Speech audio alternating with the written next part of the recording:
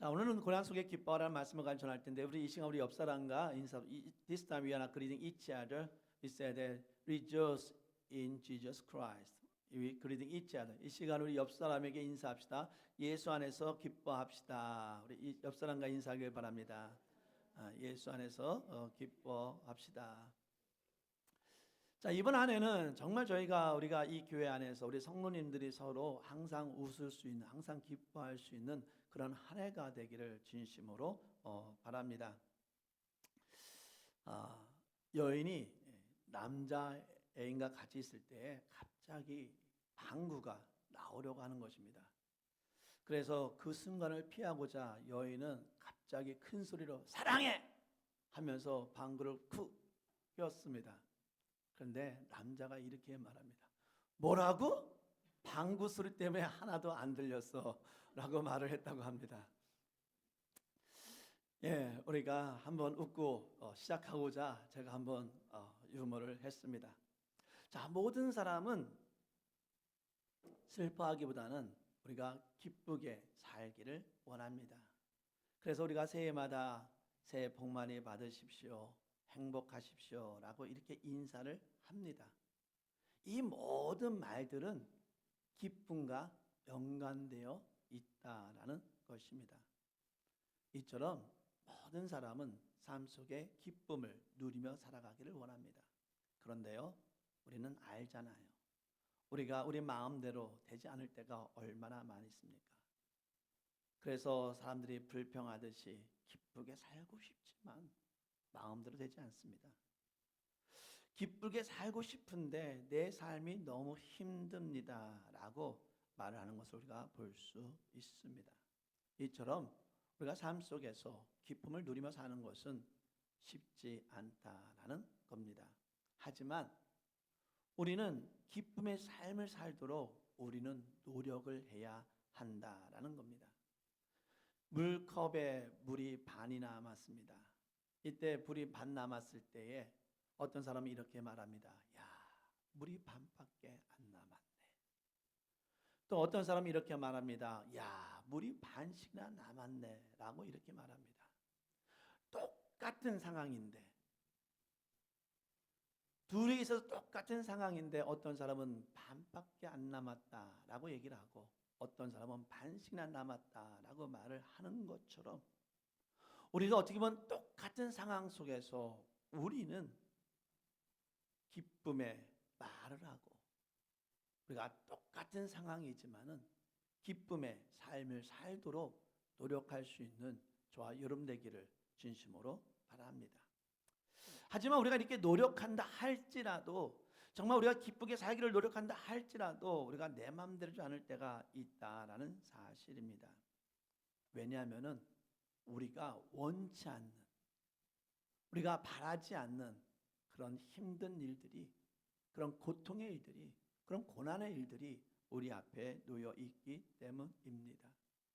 고통에는 제가 생각할 때에 여러 가지 나눌 수 있겠지만 두 가지 나눠 있는데 우리가 잘못해서 나로 인해서 오는 고통이 있는 반면에 나랑 아무 상관없이 나는 아무런 잘못이 없는데도 나에게 다가오는 고통이 있다라는 사실입니다.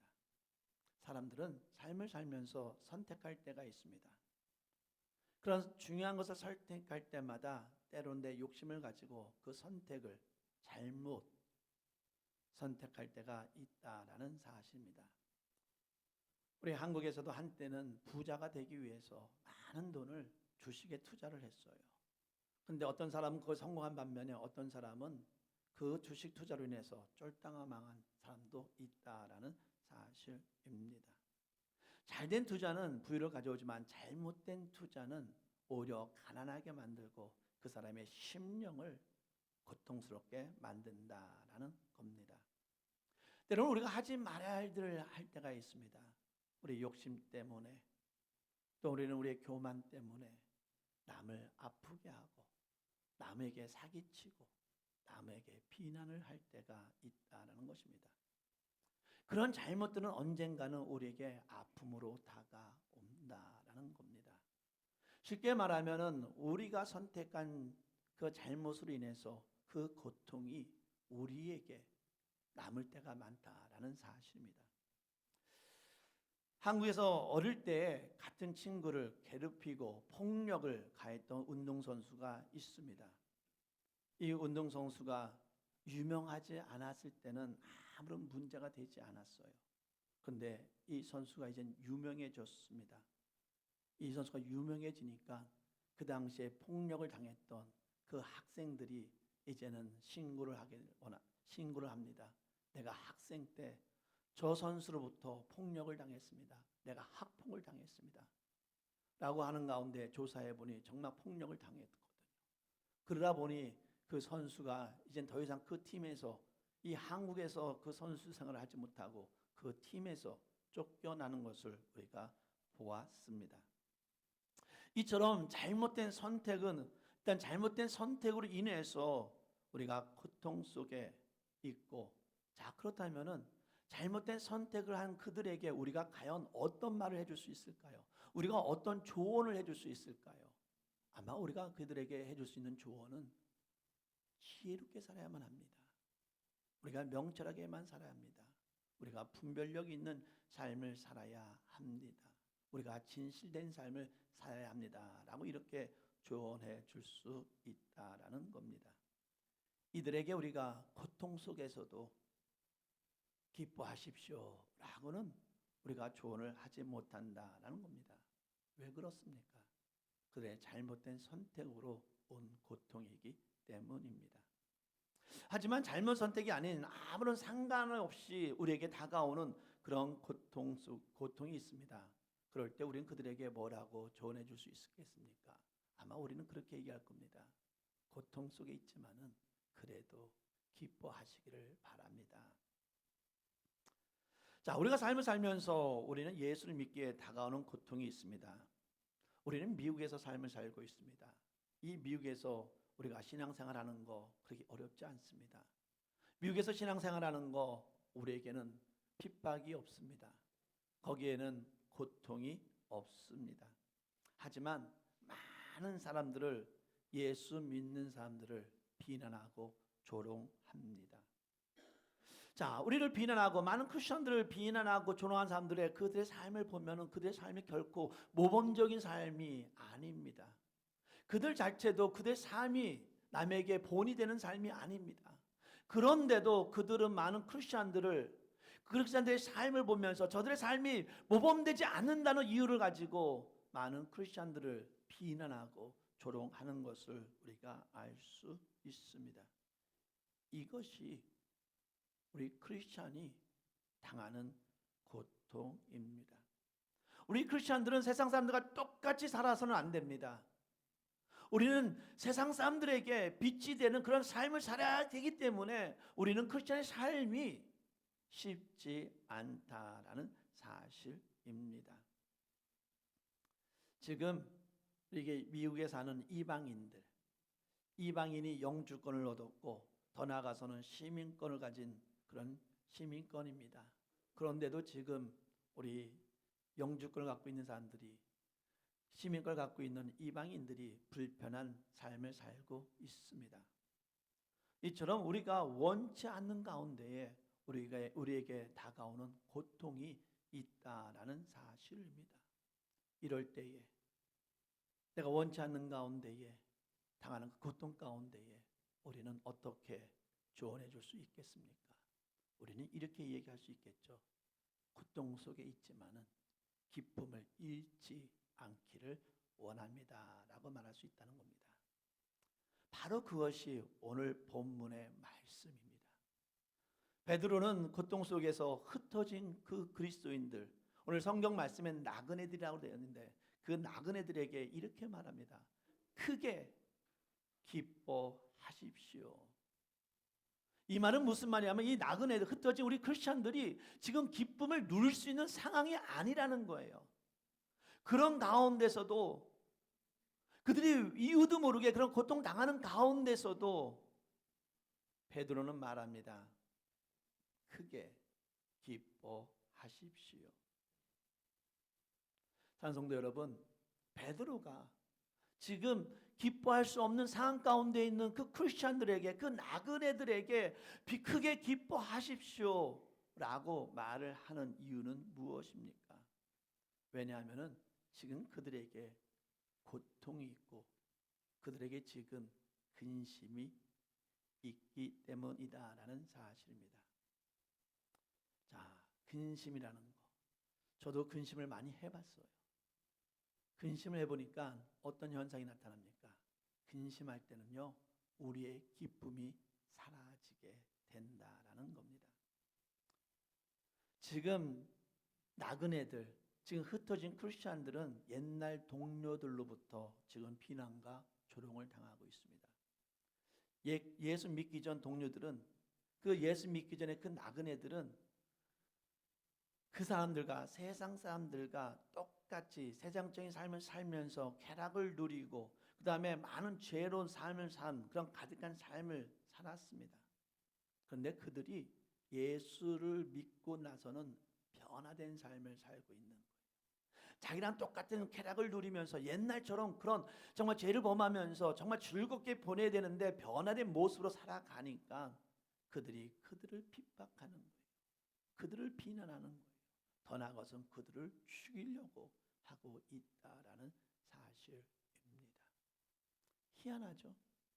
세상 사람들은요, 우리가 때로는 좋게 변하는 것을 원치 않아요. 자기네와 똑같이 그 죄의 모습 가운데 머무기를 원하고 있을 때가 얼마나 많이 있습니까?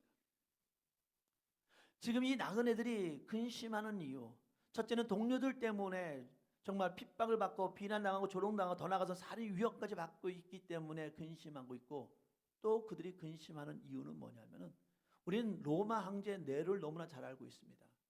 그 네로 황제가 자기 로마시에 불을 지펴놓고 나서는 그것을 크리스천들이 했다고 하면서 그때부터 많은 크리스천들 아주 무지하게, 아주 잔인하게, 우리가 생각하지 못할 정도로 그렇게 폭력을 가할 때가, 그렇게 핍박을 가할 때가 바로 이때였다라는 거예요. 그런데 이 네로 황제 거기에 머물지 아니하고 로마에서만 머무는 것이 아니라 그 예수 믿는 사람들 그 예수 믿는 사람들 핍박하기 위해서 점점 그 범위를 넓혀가고 있다는 거죠. 그러니까는 이들도 언젠가는 그 네로의 핍박에 당할 수 있는 그런 시간이 될 수 있다라는 사실입니다. 그러기에 그들은 그 상황에서 벗어날 수 없기 때문에 그들은 근심하고 있다라는 사실입니다. 사랑하는 성도 여러분, 우리도 마찬가지입니다. 우리가 이 세상 속에 살아가면서 예수 믿는 자로서, 크리스천으로서 살아갈 때에 우리가 때로는 근심하고 걱정할 때가 있다라는 사실입니다. 제가 군대에 있을 때입니다. 제가 처음에 군대 들어갈 때부터 좀 죄송하지만 그래도 좀 군대를 좀 편하게 가려고 사진병으로 갔어요. 그 사진병은 뭐냐면은 군대 들어가서 군대 내에 있는 모든 행사들을 쫓아다니면서 뭐냐면 그 사진을 찍는 겁니다. 자, 하루는 제가 이제는 저는 대대 사람이었는데 그 연대에서 그 연대장이 어떤 행사에서 좋은 일이 있었는지 그 행사 파티에, 그러니까 우리 사진병을 초청을 한 거예요. 그래서 그 행사를 찍고 있었습니다. 근데 그 연대장이 너무 기분이 좋은 거예요. 그래가지고 그 술을 이렇게 그 주전자에 술을 담고서 그 컵 하나 달고 다니면서 그다음에 그 밑에 그 보좌관이 있는 가운데 한 사람 한 사람 쫓아다니면서 그 잔에다가 술을 붓고 그 사람을 마시게 하는 거예요. 저는 이제는 그렇게 보니까는 저한테도 마시게 할 것 같아가지고 그거를 피하기 위해서 요리조리 피했는데 계속 어떻든 간에 적어도 이제 코너에 몰려가지고 결국은 저한테까지 와가지고 술잔을 따르며 저한테 먹으라는 겁니다. 그때 그 군대에서는 계급이 깡패나고 그때까지 어느 누구도 연대장이 주는 술을 거부한 사람이 아무도 없었어요. 저한테 주르게 저는 안 먹습니다라고 이렇게 얘기를 했습니다. 그러니까는 그 연대장이 다시 기분이 좋아서 그러지 말고 한 잔 먹어 하면서 또 주더라고요. 그러니까 옆에 있던 저와 같이 있던 제 고참이 그냥 마셔 이렇게 얘기를 하더라고요. 그래서 제가 아닙니다, 저는 안 먹습니다 라고 얘기를 했어요. 그랬더니 다시 그 연대장이 화를 내면서 그래도 먹어라고 하는데, 그래도 그건 날이 좋은 날이잖아요. 그러니까 옆에 있던 보좌관이 그냥 지나칩시다 라고 하는 가운데에 그냥 연대장이 그냥 너무 좋으니까 그냥 지나쳤어요. 저는요, 사실 그런데 이것이 근심이 되었어요. 왜냐하면 분명히 제 옆에 있던 고참이, 제 직접 고참이 그 상황을 보았기 때문에 우리가 부대를 들어가게 되면은 아마 우리 고참들한테 얘기할 거다라고 생각을 했어요. 근데 다행히 그 고참이 우리 전체에다 얘기한 것이 아니라 몇몇의 고참들한테만 이야기하는 바람에 그냥 조심해라고, 너 그러지 말고. 그 대신 저는 그때부터는 좀 약간 또라이라는 소리를 좀 들었습니다. 근데 다행인 것은 뭐냐면 그 다음부터는 어떤 술자리가 있으면 저한테 술 먹으라는 소리는 안 하더라고요. 그래서 그때부터 이 술에 대해서는 제가 술 먹으라는 그런 핍박을 받지는 않았다라는 겁니다. 사랑하는 성도 여러분, 세상은 이렇습니다. 자신들과 어울리지 않으면은 핍박하고 조롱하고 또라이다라고, 저 사람은 건드려봤자 득이 되는 사람이 아니야라고 이렇게 많은 사람들을 비판하는 것을 우리가 볼 수가 있습니다. 이런 상황에, 우리가 그런 상황에 놓여 있을 때, 저도 그 당시에 만약 이 고참이 부대에서 얘기하고 그 부대에 우리 고참들이 나에게 어떤 그런 불이익을 주면 어떻게 하나 그런 근심을 가지고 있을 수밖에 없었다라는 사실입니다. 이런 상황에 베드로는 우리 그리스도인에게 말합니다. 근심이 되지만, 근심이 있지만 너가 크게 기뻐하라라고 이렇게 이야기를 합니다. 사랑하는 성도 여러분, 근심이 있는 사람들의 특징이 뭔지 아십니까? 근심이 있는 사람들은 그 근심이 해결될 때까지 그 근심에서 벗어나지 못한다라는 겁니다. 오직 그 근심에만 모든 것이 집중이 되어서 그 근심 때문에 그 삶 속에서 기쁨을 누리지 못하는 삶을 산다라는 사실입니다. 이 세상에는 정말 근심된 일로 많습니다. 세상 사람들 한번 보십시오. 주위 사람들 한번 보십시오. 그들의 웃음이 점점 사라지고 있습니다. 왜 그렇습니까? 지금 이 영주권 갖고 있어도, 시민권 갖고 있어도 웃음이 사라지고 있어요. 왜 그렇습니까? 이 세상이 정말 내가 원치 않는 가운데에, 내가 바라지 않는 가운데에 그런 힘든 일, 그런 일들이 시시때때로 우리 가운데 다가오고 있기 때문입니다. 그러다 보니까요, 이 세상에 살면서 웃음은 점점 사라집니다. 기쁨은 사라집니다. 대신에 불평과 불만이 많아지고 있다라는 사실입니다. 사랑하는 성도 여러분, 한번 나를 되돌아봅시다. 우리가 새해 복 많이 받으십시오, 새해는 행복하십시오 라고 그렇게 서로 인사를 하는데, 나는 이 새해가 되었는데 나는 지금 기쁨의 삶을 살고 있습니까? 나는 지금 즐거움의 삶을 살고 있습니까? 나는 행복한 삶을 살고 있습니까? 한번 나를 되돌아볼 수 있는 저와 여러분 되기를 진심으로 바랍니다. 다시 한번 이 베드로는 고난 속에 있는 크리스천들에게 크게 기뻐하라라고 말을 합니다. 이유가 있겠죠. 베드로가 아무 이유 없이 크게 기뻐하라라고 말하지는 않을 거라는 겁니다. 그렇다면 기뻐하라라고 했을 때 왜 우리가 이 근심 가운데서도, 우리가 이 슬픔 가운데서도 기뻐해야 되는 이유는 무엇이냐 이 말이죠.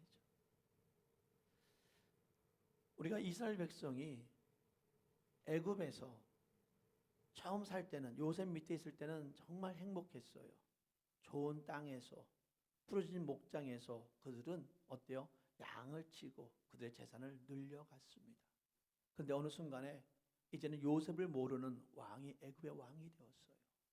그러다 보니까 그때부터는 이 이스라엘 백성들에게 어떻게 합니까? 핍박하면서 그들을 우회적으로 도와주는 것이 아니라 이제는 종으로 삼았습니다.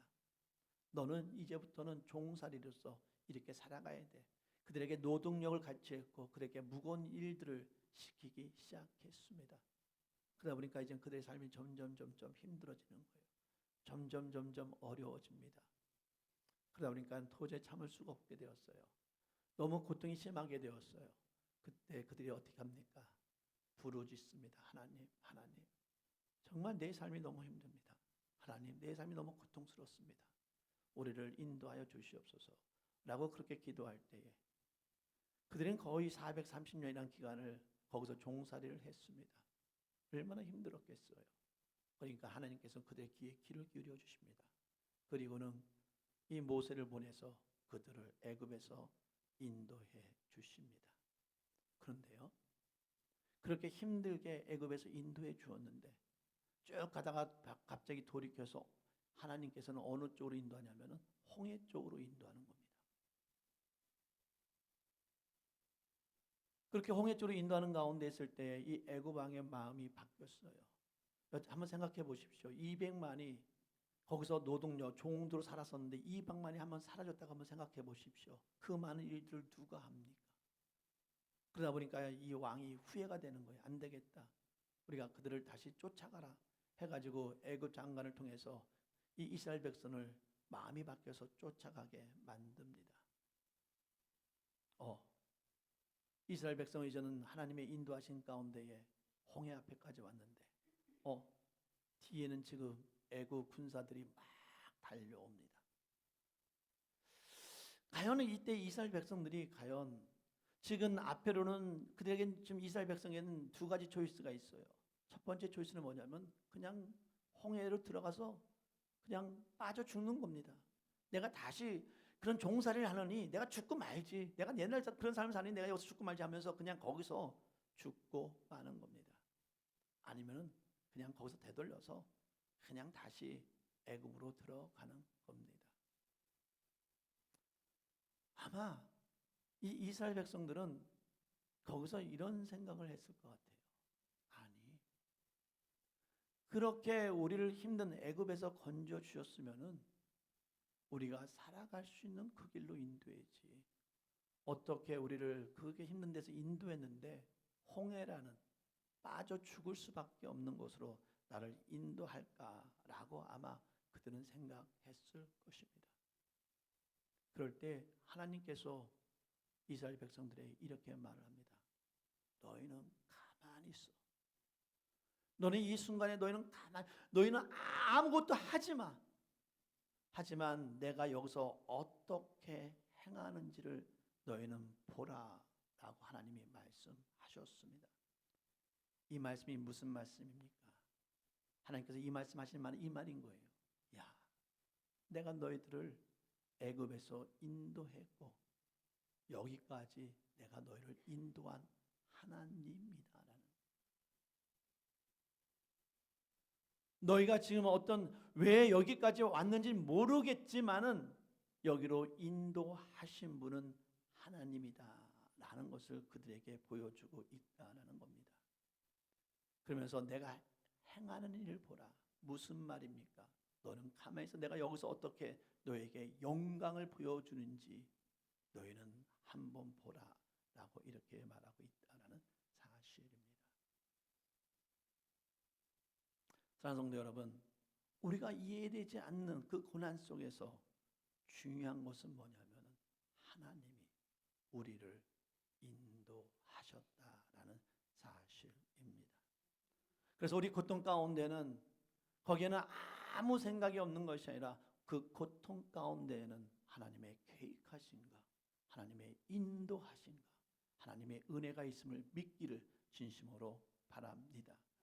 우리가 그 고통 가운데서 내가 하나님의 은혜를 내가 믿을 때, 하나님의 인도하심을 믿을 때에 그때 우리는 그 고통 가운데서도 하나님이 우리에게 허락해 주시는 우리가 말한 그 기적을 우리는 고통 가운데서도 체험할 수 있다라는 사실입니다. 하나님께서 말씀하셨습니다. 봐라, 내가 어떻게 행하는지 봐라 했을 때에 하나님께서 홍해를 갈라버리고 그 홍해 바닥을 마른 땅같이 만들어서 그 이스라엘 백성들을 마른 길로 걷게끔 하는 가운데 그 홍해를 건너게 만들었다라는 사실입니다. 홍해 앞에서 아마 그들은 근심했을 거예요. 홍해 앞에서 그들은 걱정했을 거예요. 하지만 그 근심은 잠깐이었습니다. 그 근심 속에서 그들은 하나님의 영광을 보았다라는 사실입니다. 그래서 그 모세의 누나가 되는 미리암이라는 사람은 그 홍해를 건넌 후에 하나님께 기쁨의 찬양을 하는 것을 우리가 볼 수 있습니다. 지금 베드로부터 위로를 받고 있는 성도들은 예수를 믿고 삶의 변화가 되기 시작했습니다. 우상을 버리면서 세상적 유의를 다 따르던 그런 모든 생활을 버렸습니다. 세상 사람들과 교제를 끊었습니다. 그러기 때문에 이들은 핍박과 고난을 받고 있다라는 사실입니다. 저는 기억나는 꿈 중에 저희가 가장 기억나는 꿈은 저희 아버님에 대한 꿈입니다. 전에도 말씀드렸지만 저는 아버님의 임종 소식을 경찰에게 들었어요. 아버님이 돌아가셨다는 그 소식 들었을 때 제가 충격이 너무 심했나 봐요. 그러니까 그것이 아버님을 돌아가신 걸 보지 못했다는 그 중에 컸는지 항상 그때 그것이 저에게는 근심이었고 걱정이었어요. 왠지 모르겠어요. 그런데 갑자기 꿈에 저희 아버님이 나타나셨어요. 흰 양복을 입으셨어요. 부활절 때에 설교하시던 그 양복을 입고 저한테 나타나셨어요. 그러면서 저희 아버님이 저한테 말합니다. 걱정하지 마라. 걱정하지 마라. 나는 하나님께 간다 하면서 제 어깨를 툭툭 쳐주시면서 저희 아버님은 하나님 나라로 가셨습니다. 저는 그 이후로 기쁨이 넘치기 시작했습니다.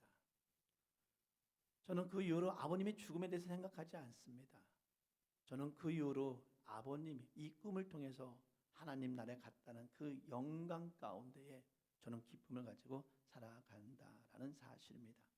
오늘 1장 8절 말씀에 이렇게 되어 있습니다. 말할 수 없는 즐거움으로 기뻐하니라 라고 되어 있어요.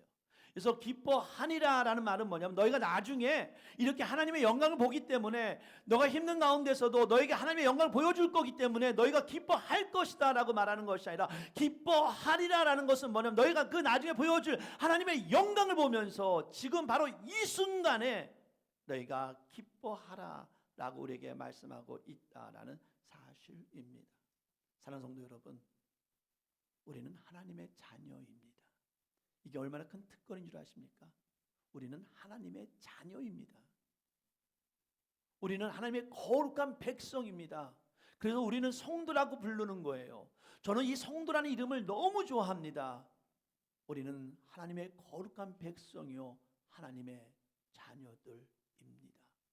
그렇기 때문에 우리는 확신합니다.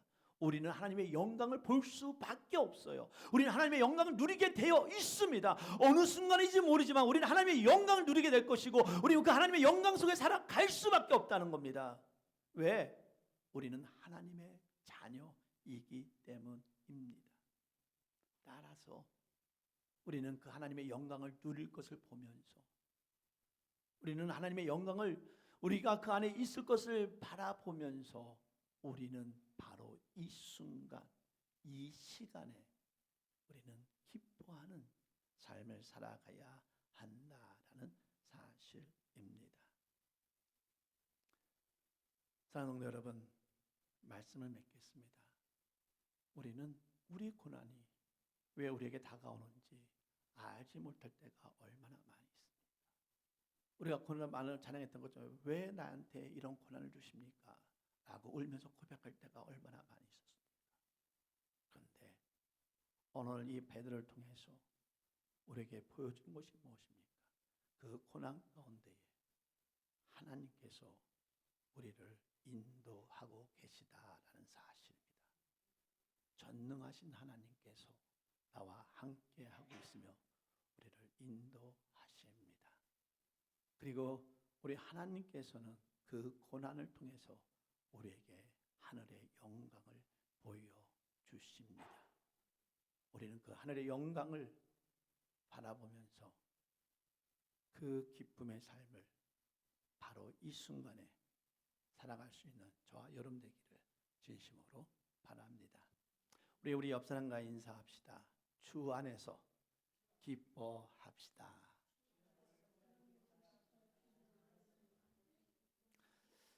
저는 이번 한 해는 그런 소문이 났으면 좋겠어요. 야, 우리 로또 5개 성도님들은 항상 웃더라. 우리 로또 나설교 성도님들은 항상 기뻐하더라. 이게 뭐 숫자랑 아무 상관이 없어요. 그러니까 이 믿음 안에서 정말 우리 로또 나설교 성도, 우리 교회뿐만 아니라 모든 성도님들이 우리가 주 안에서 항상 기뻐하는 그런 한 해가 되기를 진심으로 바랍니다. 기도하겠습니다. 할렐루야. 사랑과 은혜가 많으신 하나님 아버지, 참으로 감사합니다. 우리를 하나님의 자녀로 삼아 주시고 우리에게 하늘의 영광을 보여주며 체험할 수 있도록 인도해 주셨음에 너무나 감사드립니다. 이 세상에 살면서 잠시 근심할 수 있겠지만 그 근심을 통해서 우리는 하나님의 영광을 보게 됩니다. 하나님, 그러기에 우리가 이 삶 속에서 하나님의 영광을 바라보며 우리가 항상 즐거워하고 항상 기쁨을 누리며 나아갈 수 있는 하나님의 자녀가 될 수 있도록, 하나님의 거룩한 백성이 될 수 있도록 인도하여 주시옵소서.